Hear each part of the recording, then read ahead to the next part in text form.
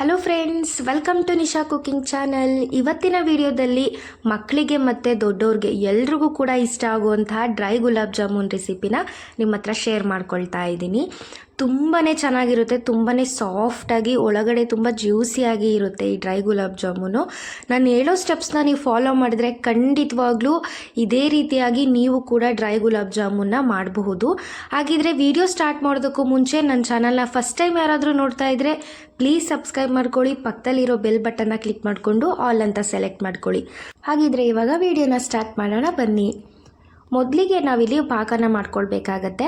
First ಒಂದು ಪಾತ್ರೆಗೆ ನಾನಿಲ್ಲಿ 1.5 ಕಪ್ನಷ್ಟು ಸಕ್ಕರೆನ ಹಾಕ್ಕೊಳ್ತಾ ಇದ್ದೀನಿ.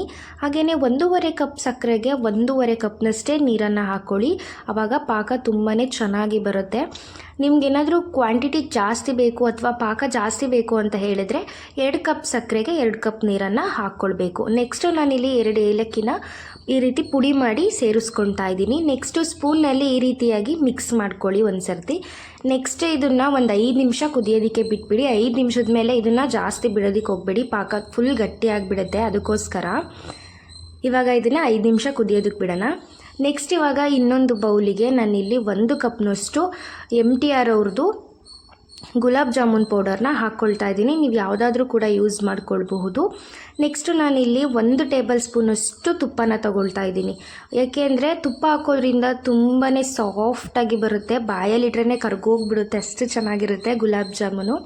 ಅದಕ್ಕೋಸ್ಕರ ಜಾಸ್ತಿ ತುಪ್ಪನ ಹಾಕಬಾರ್ದು. 1 ಕಪ್ಗೆ 1 ಟೇಬಲ್ ಸ್ಪೂನ್ ತುಪ್ಪ ಸಾಕು. ಇವಾಗ ಇದನ್ನು ಕೈಯಲ್ಲೇ ಚೆನ್ನಾಗಿ ಮಿಕ್ಸ್ ಮಾಡ್ಕೊಳ್ಳಿ. ನೋಡಿ, ಇವಾಗ ನಾನು ತುಪ್ಪದಲ್ಲಿ ಹಾಗೇ ಮಿಕ್ಸ್ ಮಾಡ್ಕೊಂಡಿದ್ದೀನಿ. ನೆಕ್ಸ್ಟ್ ಇದನ್ನು ಕಲಿಸ್ಕೊಳ್ಳೋದಕ್ಕೆ ಹಾಲು ತೊಗೊಂಡಿದ್ದೀನಿ, 1/4 ಕಪ್ನಷ್ಟು ಹಾಲು. ಇದನ್ನು ಸ್ವಲ್ಪನೇ ಹಾಕ್ಕೊಂಡು ನಾವು ಮಿಕ್ಸ್ ಮಾಡ್ಕೊಳ್ಬೇಕಾಗತ್ತೆ.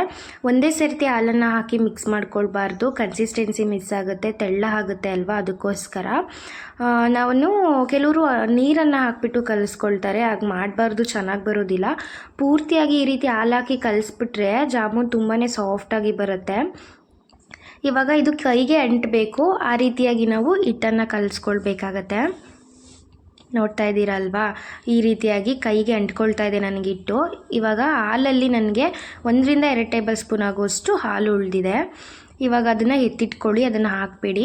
ನೆಕ್ಸ್ಟ್ ಇವಾಗ ಕೈಗೆ ಹಿಟ್ಟು ಅಂಟಿದೆ ಅಲ್ವಾ, ಇವಾಗ ಹಿಟ್ಟು ಕೈಗೆ ಅಂಟಬಾರ್ದು, ಅಷ್ಟು ರೀತಿಯಾಗಿ ನಾವು ಇದನ್ನು ಚೆನ್ನಾಗಿ ನಾದ್ಕೊಳ್ಬೇಕು.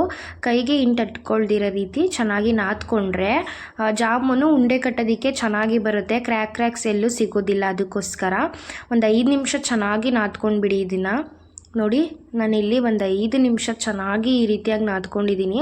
ನಿಮಗೆ ಬೌಲಲ್ಲಿ ನಾದ್ಕೊಳ್ಳೋಕ್ಕೆ ಕಷ್ಟ ಆಗುತ್ತೆ ಅಂತ ಹೇಳಿದ್ರೆ ಕಿಚನ್ ಕೌಂಟರ್ ಮೇಲೇ ಹಾಕ್ಕೊಳ್ಳಿ, ನಾದ್ಕೊಳ್ಳಿ, ಅದು ಇನ್ನೂ ಬೆಸ್ಟು.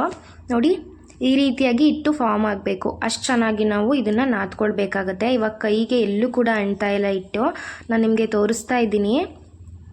ನೋಡಿ, ಇವಾಗ ಮತ್ತೆ ಒಂದು 3 ಸರ್ತಿ ಚೆನ್ನಾಗಿ ನಾದ್ಕೊಂಡ್ಬಿಡಿ ಹಿಟ್ಟನ್ನು. ನೋಡಿ, ಇವಾಗ ಚೆನ್ನಾಗಿ ಹಿಟ್ಟನ್ನು ನಾದ್ಕೊಂಡಾಗಿದೆ. ಇವಾಗ ನಿಮಗೆ ಉಂಡೆಗಳನ್ನ ಮಾಡೋದಕ್ಕೆ ಯಾವ ಸೈಜ್ಗೆ ಬೇಕು ಆ ಸೈಜಲ್ಲಿ ತಗೊಳ್ಳಿ. ಇದು ಆಯಿಲ್ಗೆ ಹಾಕಿದಾಗ ಸ್ವಲ್ಪ ಡಬಲ್ ಸೈಜು ದಪ್ಪ ಆಗುತ್ತೆ, ಮತ್ತು ಪಾಕದಾಗ ಹಾಕ್ದಾಗಂತೂ ಇನ್ನೂ ಡಬಲ್ ಆಗುತ್ತೆ. ನೋಡಿಬಿಟ್ಟು ನೀವು ತಗೊಳ್ಳಿ. ನಾನು ಈ ಸೈಜ್ನಲ್ಲಿ ತೊಗೊಂಡಿದ್ದೀನಿ. ಮತ್ತು ಇಲ್ಲಿ ಈ ರೀತಿಯಾಗಿ ಉಂಡೆ ಕಟ್ಟುವಾಗ ಈ ರೀತಿ ಕ್ರ್ಯಾಕ್ಸ್ ಇರಬಾರ್ದು. ಈ ರೀತಿ ಕ್ರ್ಯಾಕ್ಸ್ ಇದ್ಬಿಟ್ರೆ ಎಣ್ಣೆಗೆ ಹಾಕಿದ ತಕ್ಷಣ ಭಾಗ ಬಿಟ್ಕೊಂಡು ಬಿಡುತ್ತೆ. ಅದಕ್ಕೋಸ್ಕರ ಇದನ್ನು ಕ್ರ್ಯಾಕ್ಸ್ ಇಲ್ದಿರೋ ರೀತಿಯಲ್ಲಿ ಮಾಡ್ಕೊಳ್ಬೋದು. ನೋಡಿ, ಬೇಗ ಬಂದುಬಿಡುತ್ತೆ. ನೋಡಿ, ಎಲ್ಲೂ ಕೂಡ ಒಂದು ಕ್ರ್ಯಾಕ್ಸ್ ಕೂಡ ಕಾಣಿಸ್ತಾ ಇಲ್ಲ, ತುಂಬಾ ಚೆನ್ನಾಗಿ ಬಂದಿದೆ. ನಾವು ಚೆನ್ನಾಗಿ ನಾದ್ಕೊಂಡಿರ್ತೀವಿ ಅಲ್ವಾ, ಅದಕ್ಕೋಸ್ಕರ ತುಂಬ ಬೇಗನೆ ಉಂಡೆ ಕಟ್ಬಿಡ್ಬಹುದು. ಇವಾಗ ಇದನ್ನು ಒಂದು ಪ್ಲೇಟ್ನಲ್ಲಿ ಎತ್ತಿಟ್ಕೊಳ್ಳಿ. ಬೇಕಿದ್ರೆ ನಾನು ಇನ್ನೂ ಒಂದು ಕೂಡ ನಿಮಗೆ ಮಾಡಿಬಿಟ್ಟು ತೋರಿಸ್ತೀನಿ. ನೋಡಿ, ಜಸ್ಟ್ ಇದನ್ನು ಪ್ರೆಸ್ ಮಾಡಿಕೊಂಡು ನಿಧಾನವಾಗಿ ಈ ರೀತಿಯಾಗಿ ರೋಲ್ ಮಾಡಿಕೊಂಡ್ರೆ ಚೆನ್ನಾಗಿ ಬಂದುಬಿಡುತ್ತೆ. ನೋಡಿ, ಇವಾಗ ಇದೇ ರೀತಿಯಾಗಿ ಉಳಿದಿರುವಂತಹ ಹಿಟ್ಟನ್ನು ಕೂಡ ನಾನು ಉಂಡೆಗಳನ್ನಾಗಿ ಮಾಡ್ಕೊಳ್ತೀನಿ. ನೋಡಿ ನಾನು ಇದೇ ರೀತಿ ಎಲ್ಲದನ್ನು ಕೂಡ ಉಂಡೆಗಳನ್ನಾಗಿ ಮಾಡ್ಕೊಂಡಿದ್ದೀನಿ. ನೋಡಿ ಕ್ರ್ಯಾಕ್ ಇಲ್ದಿರೋ ರೀತಿಯಲ್ಲಿ ಉಂಡೆಗಳನ್ನು ಮಾಡಿ ತಗೊಳ್ಬೇಕು ನಾವು. ನೆಕ್ಸ್ಟು ಇನ್ನೊಂದು ಕಡೆ ಎಣ್ಣೆನ ಬಿಸಿಗೆ ಇಟ್ಕೊಂಡಿದ್ದೆ. ಅದು ಬಿಸಿ ಆದಮೇಲೆ ಈ ರೀತಿ ನಿಮಗೆ ಎಷ್ಟಾಗುತ್ತೋ ಅಷ್ಟು ಜಾಮೂನನ್ನು ಹಾಕಿಬಿಟ್ಟು ಇದನ್ನು ಗೋಲ್ಡನ್ ಬ್ರೌನ್ ಬರೋವರೆಗೂ ಕೂಡ ನಾವು ಇದನ್ನು ಫ್ರೈ ಮಾಡ್ಕೊಳ್ಳಿ. ಹಾಕಿದ ತಕ್ಷಣವೇ ಈ ರೀತಿಯಾಗಿ ತಿರುಗಿಸ್ಕೊಳ್ತಾನೆ ಇರಬೇಕು. ಇಲ್ಲಾಂದರೆ ಒಂದೇ ಕಡೆ ಡಾರ್ಕ್ ಬಂದುಬಿಡುತ್ತೆ, ಒಂದು ಕಡೆ ಲೈಟ್ ಬಂದುಬಿಡುತ್ತೆ, ಅವಾಗ ಕಲರ್ ಚೆನ್ನಾಗಿ ಬರೋದಿಲ್ಲ.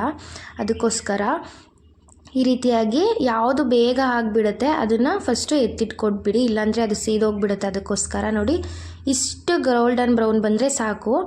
ನೆಕ್ಸ್ಟ್ ಇವಾಗ ಇದನ್ನು ಕೂಡ ನಾನು ಎತ್ತಾಕೊಳ್ತಾ ಇದ್ದೀನಿ. ಚೆನ್ನಾಗಿ ಈ ರೀತಿಯಾಗಿ ಬರಬೇಕು, ನಿಮ್ಗೆ ಗೊತ್ತಾಗುತ್ತೆ ಅದು ಜಾಮೂನ್ ಕಲರ್ ಅಲ್ವಾ, ಅದಕ್ಕೋಸ್ಕರ.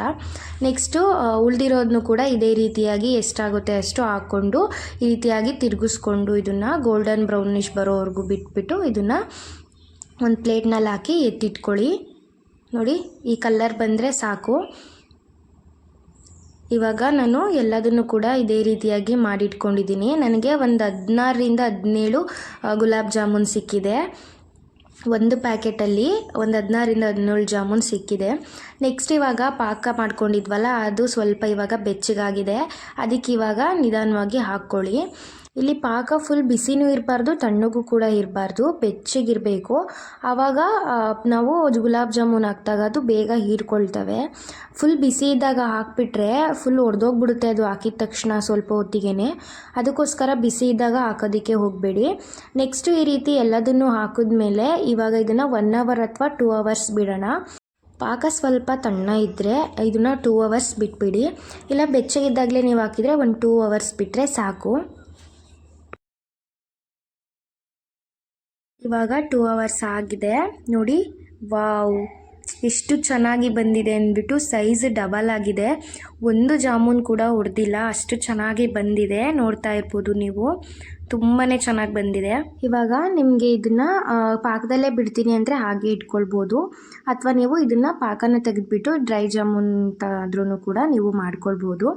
ನಾನಿವಾಗ ಇದರಲ್ಲಿರೋವಂಥ ಪಾಕನೆಲ್ಲ ತಗೊಂಡ್ಬಿಟ್ಟು ಇದನ್ನು ಒಂದು ಪ್ಲೇಟ್ನಲ್ಲಿ ಹಾಕಿ ಎತ್ತಿಟ್ಕೊಳ್ತಾ ಇದ್ದೀನಿ. ನಿಮಗೆ ಬೇಕಿದ್ದರೆ ನಿಮಗೆ ಹಾಗೇ ಇಟ್ಕೊಳ್ಬೋದು, ಇಲ್ಲ ಡ್ರೈ ಜಾಮೂನ್ಗಾದರೂ ತೊಗೊಳ್ಬೋದು, ಅಥವಾ ಎರಡನ್ನೂ ನೀವು ಡಿವೈಡ್ ಮಾಡಿ ಆದ್ರೂ ಮಾಡ್ಕೊಳ್ಬಹುದು. ನಾನಿಲ್ಲಿ ಡ್ರೈ ಗುಲಾಬ್ ಜಾಮೂನ್ ತೋರಿಸ್ತಿರೋದ್ರಿಂದ ಡ್ರೈ ಗುಲಾಬ್ ಜಾಮೂನ್ಗೆ ಎತ್ತಿಟ್ಕೊಳ್ತಾ ಇದ್ದೀನಿ. ನಾನು ಹೇಳೋ ಸ್ಟೆಪ್ಸ್ನ ಫಾಲೋ ಮಾಡಿದ್ರೆ ಖಂಡಿತವಾಗ್ಲೂ ಇದೇ ರೀತಿಯಾಗಿ ನೀವು ಕೂಡ ಡ್ರೈ ಗುಲಾಬ್ ಜಾಮೂನ್ನ ಮಾಡ್ಬೋದು. ಒಂದು ಪ್ಯಾಕೆಟಿಂದ ಮನೆ ಮಂದಿಯೆಲ್ಲ ಆರಾಮಾಗಿ ಕುತ್ಕೊಂಡು ಎಂಜಾಯ್ ಮಾಡ್ತಾ ತಿನ್ನಬಹುದು. ಇವಾಗ ನಾನಿಲ್ಲಿ ಕೊಬ್ಬರಿನ ಈ ರೀತಿ ಸಣ್ಣದಾಗಿ ತುರಿದಿಟ್ಕೊಂಡಿದ್ದೀನಿ. ಇವಾಗ ಪಾಕದಿಂದ ತೆಗೆದಿಟ್ಕೊಂಡಿರುವಂತಹ ಗುಲಾಬ್ ಜಾಮೂನನ್ನು ಇವಾಗ ಇದಕ್ಕೆ ಹಾಕಿ ಚೆನ್ನಾಗಿ ಇದನ್ನು ಕೋಟ್ ಮಾಡ್ಕೊಳ್ಳೋಣ. ನೋಡಿ ನನಗೆ ಒಂದು ಪ್ಯಾಕೆಟಲ್ಲಿ 16ರಿಂದ 17 ಗುಲಾಬ್ ಜಾಮೂನ್ ಸಿಕ್ಕಿದೆ. ಆರಾಮಾಗಿ ಮಾಡ್ಕೊಳ್ಬೋದು, ಬೇಕ್ರಿಯಲ್ಲಿ ಸಿಗೋ ಥರನೇ ಇರುತ್ತೆ ಟೇಸ್ಟ್ ಅಂತೂ. ತುಂಬಾ ಚೆನ್ನಾಗಿ ನಮ್ಮ ಕಣ್ಮುಂದೆನೇ ನಾವೇ ಹೆಲ್ತಿಯಾಗಿ ಚೆನ್ನಾಗಿ ಮಾಡ್ಕೊಳ್ಬಹುದು. ಇದನ್ನು ನೋಡಿ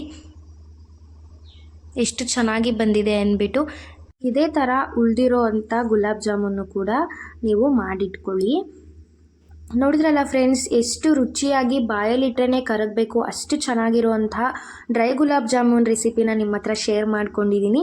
ಈ ರೆಸಿಪಿ ಖಂಡಿತ ನಿಮಗೆ ಇಷ್ಟ ಆಗಿರುತ್ತೆ ಅಂತ ಅಂದ್ಕೊಂಡಿದ್ದೀನಿ. ಈ ರೆಸಿಪಿ ನಿಮಗೆ ಇಷ್ಟ ಆಗಿದ್ದರೆ ನಿಮ್ಮ ಫ್ಯಾಮಿಲಿ ಫ್ರೆಂಡ್ಸ್ ಎಲ್ಲರಿಗೂ ಕೂಡ ಶೇರ್ ಮಾಡಿ. ಅವರು ಇದೇ ರೀತಿಯಾಗಿ ತುಂಬಾ ಸಾಫ್ಟಾಗಿ ಟೇಸ್ಟಿಯಾಗಿ ಇರುವಂತಹ ಡ್ರೈ ಗುಲಾಬ್ ಜಾಮೂನ್ ರೆಸಿಪಿನ ಟ್ರೈ ಮಾಡ್ಕೊಂಡು ತಿನ್ನಲಿ ಅಂತ ಕೇಳ್ಕೊಳ್ತೀನಿ. ಹಾಗೆ ಈ ವಿಡಿಯೋ ಇಷ್ಟ ಆಗಿದ್ದರೆ ಲೈಕ್, ಕಮೆಂಟ್, ಶೇರ್ ಮಾಡಿ. ಮರೀದೇ ನನ್ನ ಚಾನಲ್ನ ಸಬ್ಸ್ಕ್ರೈಬ್ ಮಾಡ್ಕೊಳ್ಳಿ. Thank you for watching.